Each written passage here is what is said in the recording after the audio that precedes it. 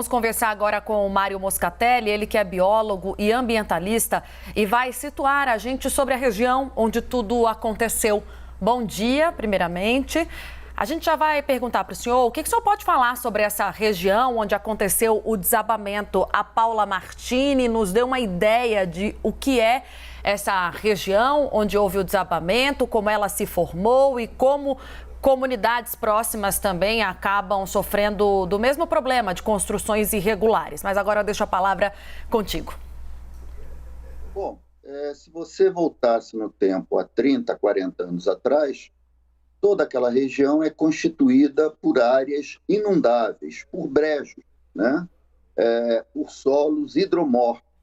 Solos hidromórficos são o quê? Solos constituídos de água, turfa, que é um material vegetal em decomposição, silt e argila, que são todos materiais altamente plásticos. O que eu quero dizer é que as pessoas estão construindo em cima de uma grande esponja.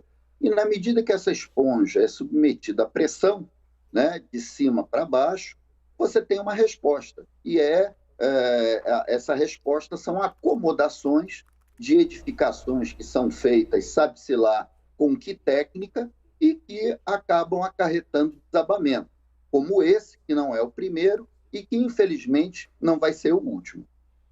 Mário, eu estava falando agora há pouco, bom dia primeiro a você, que eu me recuso aqui, resisto muito em dizer que isso é acidente, e te ouvindo agora só reforça o que eu venho falando, porque é uma região bastante controlada também pelas milícias que se valem das pessoas com muitas necessidades para construir moradias e vendê-las às pessoas dessa região, que acabam não tendo outra opção e têm que morar nesses locais. Só que o solo que você descreve agora para a gente exige um conhecimento, uma construção bastante sólida, edificada ali, com técnica, né, para que possa ser construído sem o risco desse desabamento. Olhando assim, a um olho nu, dá para ver que o desabamento, como você disse, não foi o primeiro, não vai ser o último, infelizmente. Qual seria a estrutura necessária? Que tipo de construção, de técnica mesmo para a gente entender, traduzido aqui, como que deveria ser a construção nessa região, que acredito ser bem diferente do que a gente vê nas imagens? Bom, primeiro é que esse problema de ocupação urbana desordenada, ela é uma chaga socioambiental da cidade do Rio de Janeiro, da região metropolitana. Isso daí já tem mais de 100 anos e entra e sai governo. Você tem algumas medidas pirotécnicas quando as tragédias acontecem, mas não há um trabalho permanente, uma política de Estado voltada para a política de habitação. Isso, infelizmente, sobra dinheiro para a Copa do Mundo, para eventos megalomaníacos, mas, infelizmente, a questão da política habitacional para as classes econômicas menos favorecidas, isso geralmente acontece só depois das tragédias e por um prazo de tempo bem pequeno.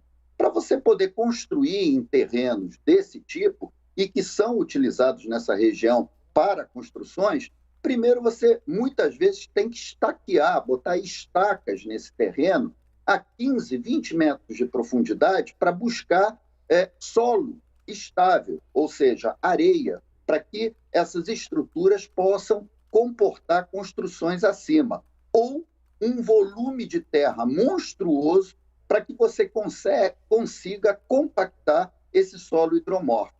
Enfim, é um custo altíssimo e que, infelizmente, como essa situação, você encontra inúmeras em toda a região metropolitana do Rio de Janeiro, que, em resumo, é fruto da ausência de uma política de Estado, e não de governo, de Estado, no que diz respeito a políticas habitacionais.